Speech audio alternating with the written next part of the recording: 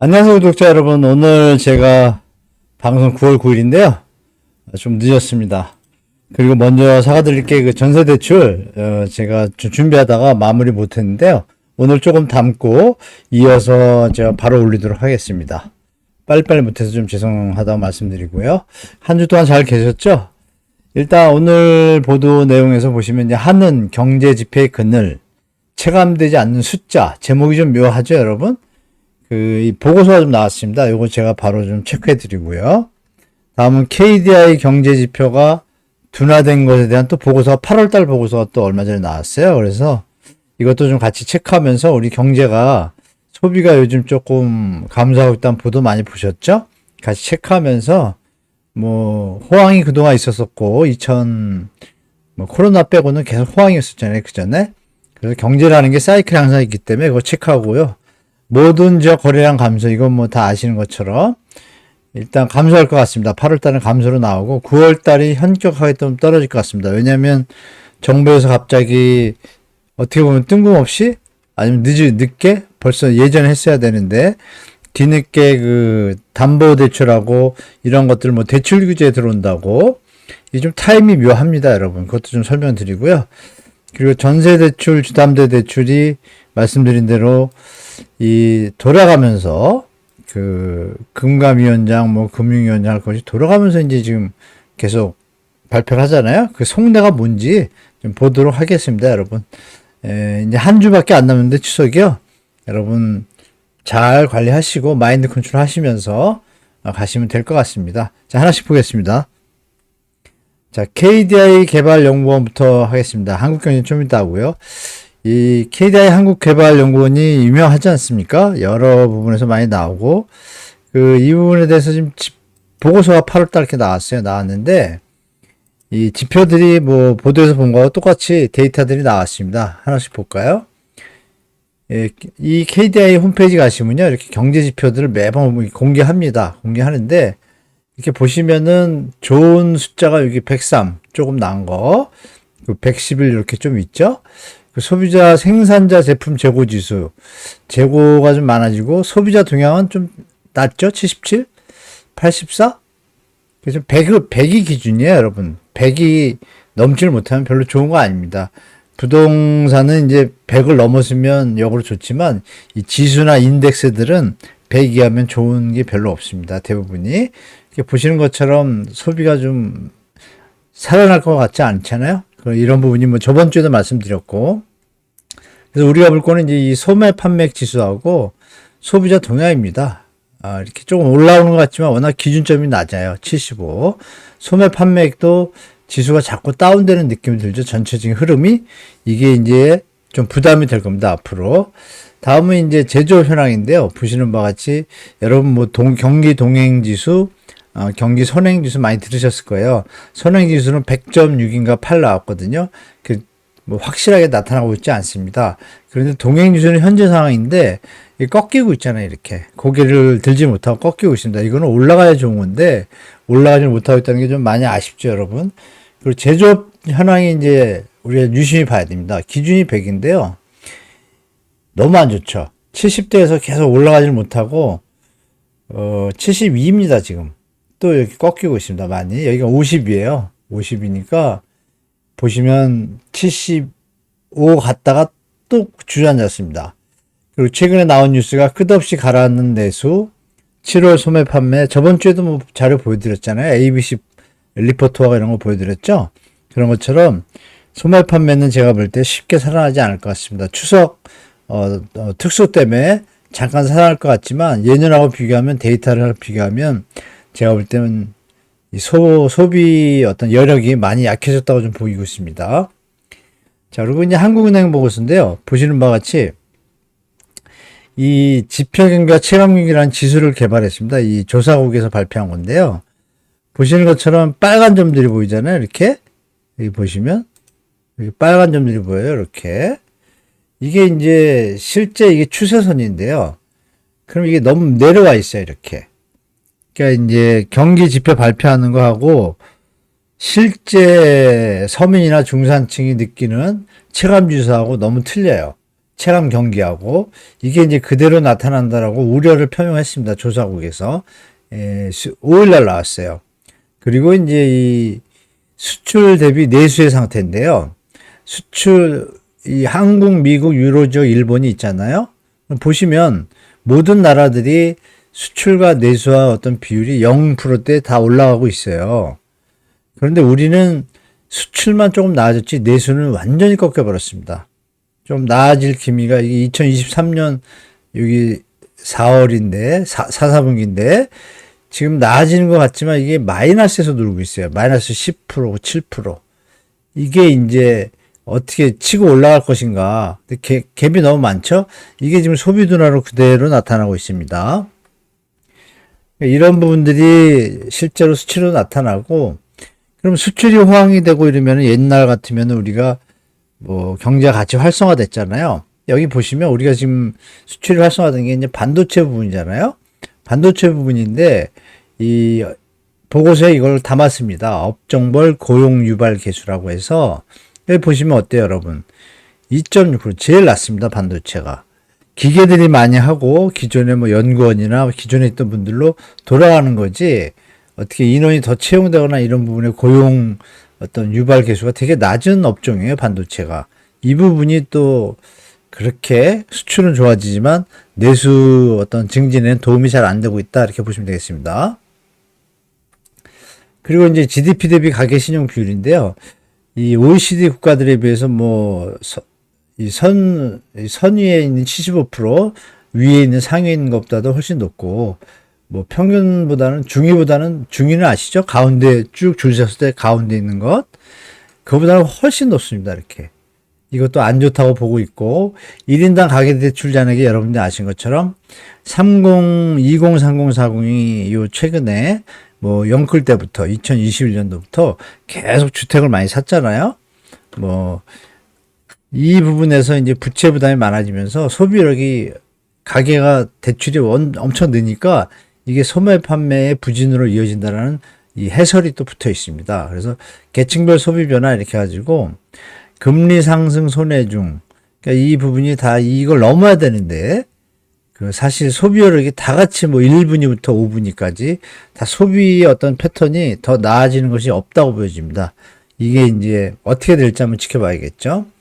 그래서 결론이 이겁니다. 주요국 대비 높은 가계부채 수준을 보이는 우리나라는 말씀드린 대로 상공상으로 가계부채 빠르게 증가했고, 원리금 상환 부담이 크게 증가해서 이 금리 상승 손해층, 손해계층이란 말이죠. 이 계층이 주된 연령층이 3040이야. 20도 들어가죠. 그러니까 소비 감소폭이 클 수밖에 없다. 그럼 미래로 갈수록 우리가 은퇴하는 분들이 많아지고 고령층이 많아지면 소비가 예전만 하지 못하잖아요. 이 부분이 이제 국가 경제에 중장기적으로 크게 리스크로 다가올 수 있다고 저는 보기 때문에 지금이 골든타임입니다. 정부에서 정신 차리고 어떤 모든 부동산에 뭐 매몰된 이 가계부채를 이제 좀 선순환할 때가 됐습니다. 자, 그럼 시장으로 와보겠습니다. 시장을 보시면 이 고개가 이렇게 딱 쳐들었죠. 매물이 실제로 많이 감소했습니다. 여기 7만 8천 건까지 내려왔다가요. 지금 8만 2천 건 됐습니다. 총 여기가요. 요거 총 개수도 총수도 최대 많을 땐 13만을 넘었었는데 쭉 계속 정부 정책으로 내려오다가 고개를 좀 들었습니다. 13만을 향해서 가려고 하고요. 12만 한 2, 3천 되는 걸 알고 있습니다. 이게 보시면 이 전세 매물이 여기도 꼭지를 틀었잖아요. 이게 약간 유의미한 변화입니다. 여기 보시면 예전에 이 전세 가격이 전세 물량이 늘기 시작할 때 있잖아요. 줄었다가 이때가 어떤 시기인지 아실 겁니다. 벌어질 때. 이게 만약에 벌어지면 정말 조정이 세게 올 겁니다, 여러분. 안 벌어지고 가도 좀 상승 둔화해서 이제 하방으로 조정을 틀 거라고 저는 보고 있어요. 또 여기서 정부가 또 빚내서 집사라면 이건 뭐 나라 망하자는 얘기니까 지금 뭐 한은 총재나 여러분들 워딩을 보면 좀 최근에 갑자기 여러분들도 뜬금없다고 느꼈을 거예요. 갑자기 뭐 가계대출 풀어줄 때는 언제고 가계대출 늘리고 이런 형태가 지금 정부가 우왕좌왕하고 있다는 게 보이는 겁니다. 왜? 가계부채가 소비 둔화로 이어지는 최악의 상황으로 돌입되면 안 되기 때문이죠. 자, 전국 아파트 거래량을 볼게요. 원래 그냥 정부가 이렇게 무리하게 DSR을 뭐 연기하거나 이러지 않았다라면 여기서 꺾여서 완만하게 연착륙 갈 수 있었어요. 그런데 이제 아시는 바와 같이 갑자기 급증을 하죠, 여러분. 이렇게 치고 올라갑니다. 쭉 치고 평균선으로 올라가서 정부 아파트가 이렇게 치고 올라갑니다. 푹 들어가죠. 많이 올라갔습니다. 그럼에도 예전에 고점을 뚫지는 전국은 못했고요. 다만 이제 서울이 조금 뚫었습니다. 아시는 바와 같이. 이게 이제 이 양반 짓이죠. 뻘짓이죠. 제가 볼 때는. 왜 갑자기 DSR을 낮추냐. 그 이유를 발표할 때 얘기했죠. 가계부채를 엄밀히 했는데 이 목적이 요거예요. 소상공인 연착륙 위에 스트레스 DSR 연기. 이게 앞뒤가 안 맞잖아요. 자영업자분들 스트레스 DSR을 연기한다? 집 사는 사람한테 스트레스 DSR을 넣는 거고, 물론 이건 있습니다. 현재 생활안정자금 주택담보대출을 갖다 사업자 대출로 해가지고 아파트를 담보로 대출을 받은 분들이 계세요. 자영업을 위해 가지고 이분들이 스트레스 DSR을 투입하게 되면 이자 부담이 늘어나는 건 맞아요. 그런데 2달 늘린다고 이게 뭐 바뀌나요? 아니지 않습니까? 결국은 그러면 차라리 구조조정을 겪고 부동산 가격이 내려가고 우리가 쓸 돈이 생기고 경제가 좀 선순환 될 때 자영업이 살아날 수가 있다고 봐요, 저는. 쓸 돈을 못 쓰게 그냥 부동산에다 올인한 상황이 돼버렸지 않습니까? 이건 뭐 정책적으로 좀 제가 볼 땐 미스라고 봅니다. 여기서 분명한 거 이 사람이 뭐라고 그랬냐면, 저는 뭐 장관으로서 제대로 충실한 일을 못 하셨다고 생각합니다. 이 일요일 날, 오늘 아침이죠. 어제 아침에 출연해가지고 이런 얘기를 합니다. 이 사람이. 뭐라고 하냐면, 가계부채 증가 속도 갑자기 두 달 전에는 가계부채 늘어나도록 방치하다가 갑자기 가계부채 증가 속도 빨라. 이게 이제 여기에 답이 나와 있습니다. 뭐라고 얘기했습니까? 밑에. 미분양 얘기가 나옵니다. 지방은 미분양 때문에 어렵다. 어디에 사느냐에 따라 집값 상승을 느끼는 분도 있고, 아니면, 이건 진짜 이거는 수준 이하의 발언입니다. 아니, 서울 가격이 오르면 다 같이 오르는 어떤 프라이스 리더 역할을 한다는 거 기본이잖아요. 어떤 투자 심리가 발동하고 투기 심리가 발동을 하니까. 그걸 갖다 방치하니까 지방도 지금 막 다시 연착륙에서 조정 들어가다 또 움직이려고 하는 것도 발생하고 있잖아요, 이미. 이미 도단위는 지금 거래량이 다시 늘어나고 있어요. 그러니까 이렇게 이 말 한마디에 이 사람의 상태를 알 수가 있습니다, 제가 볼 때. 어디에 사느냐에 따라 집값 상승을 느끼는 분도 있고 아닌 분도 있을 것? 이미 서울 수도권이면 우리나라 국토의 반인데, 그리고 거래량은 제일 많은데 60%인데. 그러니까 정말 이거 동떨어진 얘기를 하고 있어가지고 그나마 뒤늦게 왜 그랬냐고 이게 질책받은 거죠. 왜 그 스트레스 DSR을 연기했냐. 그러니까 이때 답이 소상공인 연착륙 위에, 그리고 하는 말은 빨라라고 고백하고 유동성 관리하겠다 얘기하고, 그 변명 삼아 GDP 대비 안정적이다. 속도하고 질이 문제죠, 가계부채. 그래서 이거는 분명히 역사적으로 나중에 분명히 지탄받을 것 같습니다, 제가 볼 때. 자, 그래서 서울 아파트 거래량을 보시면 뚫고 올라왔습니다. 완전히. 불장입니다, 불장. 그래도 전고점, 이때 여러분들한테 몇 번 말씀드렸지만, 서울 아파트가 이때는 130한 4, 5만 채 됐어요. 그리고 지금 한 175만 채 될 겁니다. 170만 좀 넘었죠? 그때에 비하면 전고점 이렇게 어마어마하게 풀어줬는데도 못 치고 올라갑니다. 이때는 글로벌 금융위기였고 지금은 글로벌 금융위기도 아닙니다. 더 여건이 좋습니다. 왜 못 올라갈까요?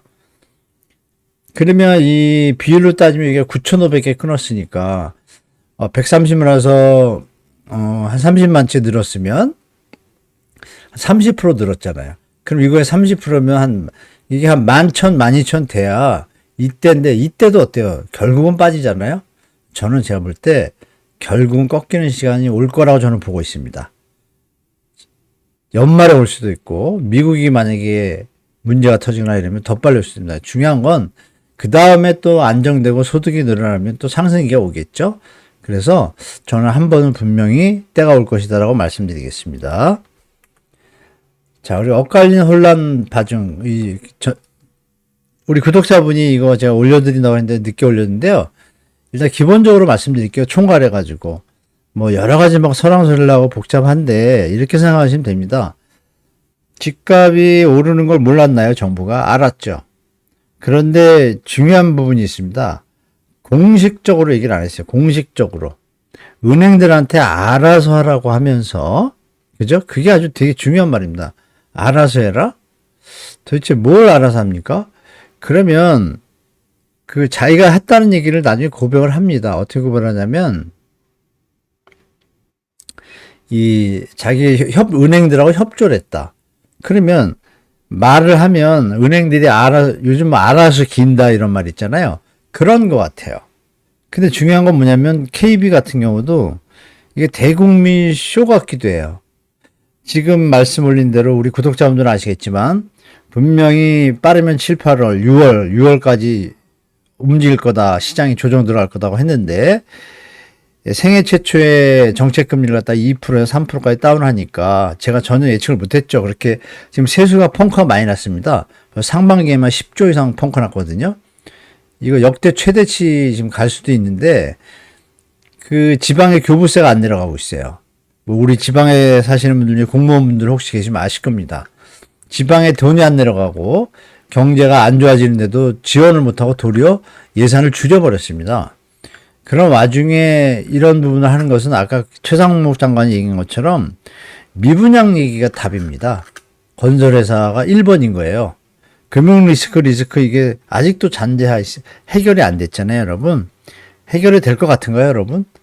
제가 볼 땐 쉽지 않다고 봅니다. 서울인만 그나마 서울의 어떤 미래 장기성에 밀집되고 정부가 뭐 독점적으로 밀어주는 어떤 지자체다 보니까 서울이 좀 뜨질 뿐이지 나머지는 전체적인 팩트에서 그렇게 더 폭등할 이유가 전혀 없다고 봐요. 제가 볼 때. 물론 개발 호재 지역은 예외겠지만 그럼 여기서 보면 갑자기 이렇게 세게를 던졌습니다. 여러분. 중요한 말이 뭐예요? 공식적으로 안 했다는 거야. 이거 마우스 잘 안 써지는데요.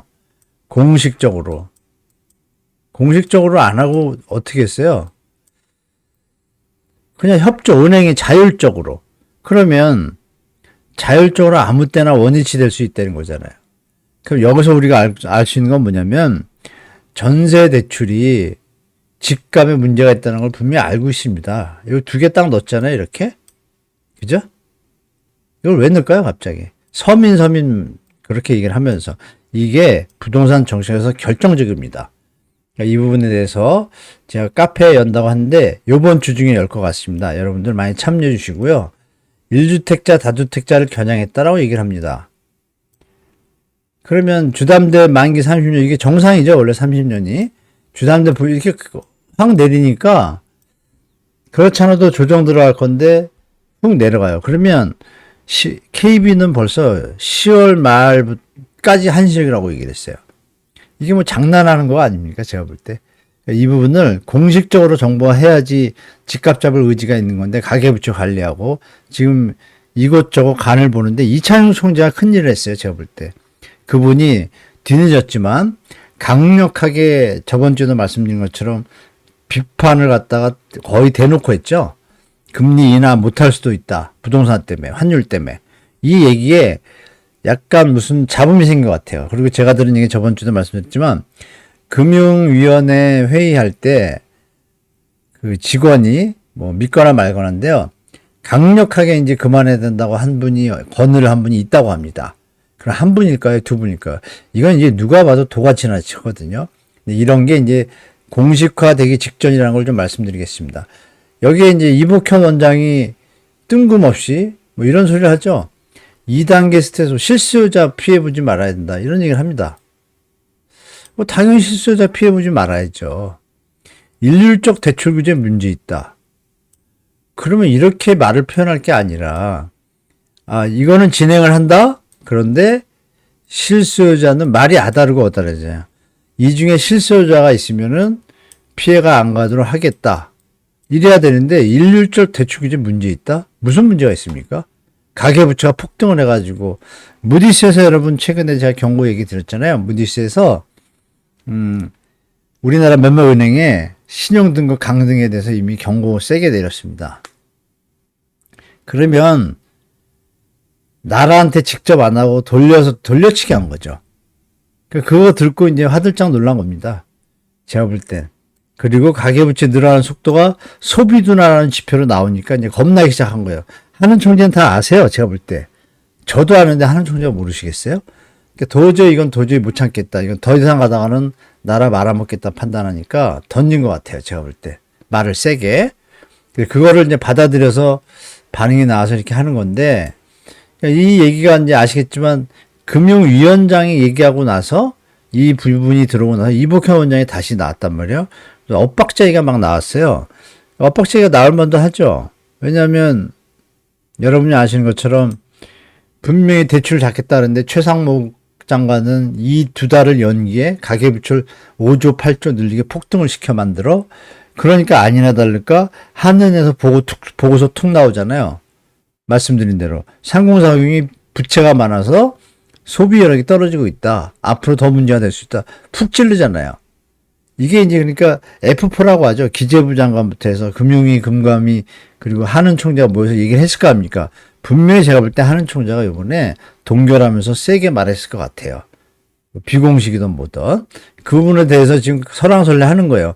분명히 뭐 건설사에서 심하게 어떤 뭐 카르텔이 형성되지 않는 한은 아니 구조조정을 그렇게 기랬는데 구조조정 된 게 있나요 제대로? 이복현 이 양반 뭐 회계사라고 하는데 회계사가 세무 계산 잘할지 정책이나 전체 건설사 돌아가는 걸 그렇게 잘할 수 있을까요? 불과 1년 만에? 갑자기 이런 사람을 앉혀가지고 건설 계통에 오래 있고 공익적인 마음이 있고 이런 분들이 앉아서 했다라면 지금 이렇게 혼동스러운 시장이 오지 않았을 겁니다. 그럼에도 불구하고 결론은 이 금융위원장이 요번에 된 분이잖아요. 된 양반이 뭐라 그래요? 확고하다. 가계부채를 적극적으로 하는 것은 당연하죠. 가계부채가 지금 경고를 IMF 뭐 OECD 할 것이 계속 받고 있는데 우리나라 제조업 정말 망합니다. 자영업하고 계속 이러면 획일적인 기준을 정하면 국민 불편이 커질 수 있다는 이 얘기에 대해서 약간 보듬어 줬어요. 이 얘기 듣고 발표한 거예요. 2개는. 국민 불편이 커질 수 있다면 고객을 잘 아는 행위 자율적으로 해라.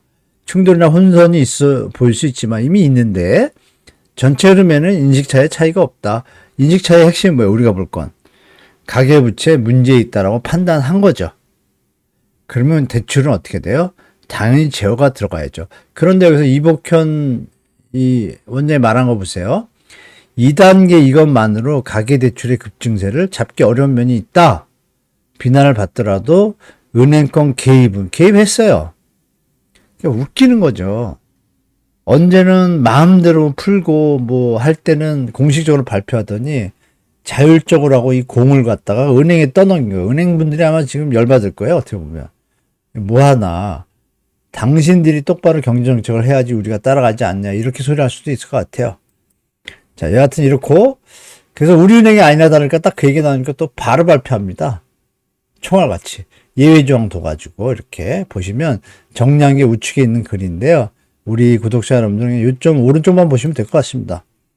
결혼 예정자하고 구입 임차는 당연히 가능하죠. 결혼을 해야 되는데 이것까지 뭐 전세대출을 금지한다는 건 아닙니다. 그죠? 담보대출도 스트레스 DSR은 들어가는데 여러 가지 제재조항은 30년 단위를 조금 40년 여유를 주겠다 이거죠. 그러면 여기서 우리가 생각할 게 40년 주면 40년 동안 살아야죠. 중간에 팔아먹지 못하게 만들어야 됩니다. 이게 이제 문제예요. 최소한 10년은 살아야죠. 이거 뭐 나중에 문제가 되겠지만 임차 전세자금 대출 가능, 직장 이전, 자녀 교육, 질병 이거 당연히 해줘야죠. 당연히 아마 은행에서도 일률적으로 했다가 이 부분은 거꾸로 진행하는 과정 속에 이복헌 원장이 얘기를 안 했어도 아마 제 생각에는 건의했을 거예요. 이걸 살려달라고. 그리고 중요한 건 은행 자율이잖아요. 그러니까 은행에서도 이 정도는 해줄 수 있었을 겁니다. 근데 워낙 눈치를 보다 보니까 이복현 원장이 그 틈새를 열어준 건 어떤 면에서는 말은 표현은 좀 그랬지만 실수요자를 보호한다는 면은 그나마 긍정적으로 볼 수 있습니다. 그럼 결론은 실수요자 외에 투자성을 가지고 매입을 하는 것은 철저하게 규제를 하겠다? 2달만? 이게 아주 핵심입니다, 여러분. 그래서 여러분들한테 드릴 말씀은 뭐냐면 이제 말씀드렸던 대로 이제 공론화시키고 전세대출의 문제점에 대해서 다 같이 얘기하고 주위에 퍼뜨리고 이게 전세대출이 청년들의 삶을 갉아먹고 대한민국의 경제를 갉아먹는 아주 암덩어리입니다.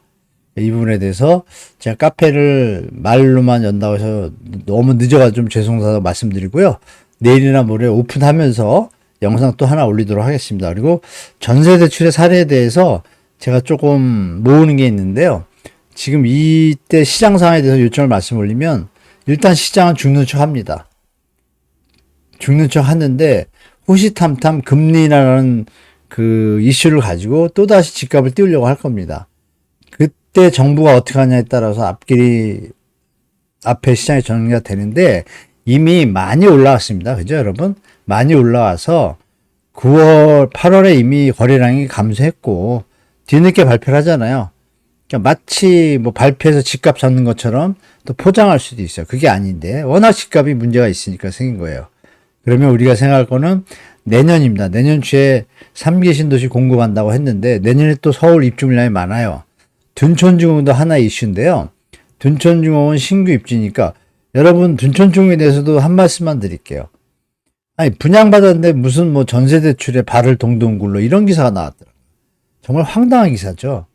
그 기자분이 갭 투자를 했는지 모르지만 전혀 앞뒤가 안 맞잖아요. 아니 분양받았는데 무슨 왜 발을 동동 왜 굴르죠? 굴르는 이유가 있습니다. 전세대출 규제가 들어가면 그나마 구제해 준다고 해도 제가 하나 힌트를 드리면 정부도 이미 어느 정도 다 파악한 것 같습니다. 더 이상 방치하다는 문제가 더 커지겠다고. 그래서 뭐 따로 영상 분석을 한 거 좀 드릴 텐데 아마 전세 가격은 둔촌주공이 좀 내려가기 시작할 겁니다. 주위보다 내려가기 시작하면 그게 좀 영향을 미칠 거라 저는 보고 있거든요. 근데 그 전에 이미 가을에 전세 물량이 모자라다는 얘기 막 계속 펌핑됐잖아요. 뭐가 모자라죠? 모자라지 않습니다. 제가 볼 때. 조금 발품 파시면 다 있습니다. 그러니까 요새 이제 여러 가지 문제가 겹쳤는데 결론은 추석이에요. 추석이 되면 다 모이셔서 얘기할 거 아니에요, 여러분. 그죠? 추석 때 여러분 이 집이 이런 주택 가격이 정상이라고 얘기할 분이 몇 분이나 있습니까? 계산 안 나오죠? 그러니까 제가 드릴 말씀은 대한민국의 미래가 지금 골든타임 같아요. 지금 이창용 총재도 좀 더 공무원의 본분을 살려서 강력하게 저도 아는 정도인데 경제가 어떻게 하면 앞으로 살아날지가 저출산 고령화 이 상황에서 어떻게 하는지는 뻔하지 않습니까? 주택 가격이 지금 한국 경제의 발목을 잡고 있거든요. 제가 볼 때. 일부 투자자분들 욕할 수도 없습니다. 정부가 다 판을 깔아놨잖아요. 정부 정책이 한마디로 도구판인 거예요. 도구판. 그래서 제가 볼 때 이 부분이 이제 우리 여러분과 함께 뭐 시작은 미미하으나 끝은 창대하리라. 이게 여러분의 한 말씀과 제가 또 열심히 한번 해보려고 하니까요. 뭐 협조 부탁드리고 우리 이번 추석 이제 일주일 남았죠, 여러분? 추석 일주일 남았는데 뭐 준비 잘 하시고 끝까지 그 한 주도 마인드 컨트롤 잘 하시고요. 또 새로운 소식 나오면 바로 올려드리고 또 뵙도록 하겠습니다, 여러분. 이번 한 주도 행복하시고요. 이 추석 전에 좀 부모님 혹시 멀리 계시면 전화 드려서 오랜만에 아빠 뭐 엄마 사랑해 조금 있으면 보러 갈게요 한마디 미리 해주면 너무 좋습니다, 여러분. 미리 안 하고 꼭 명절날 가는 것도 좋지만 한번 전화하시는 거 전화비 제가 내드리고 싶은 마음도 있는데 뭐 여러분들이 잘 하실 거라고 믿습니다. 우리 시청자 여러분 항상 복 많이 받으시고 이번 한 주도 화이팅 하시고 행복하시길 기원 드리겠습니다. 다음 영상 때 뵐게요. 감사합니다.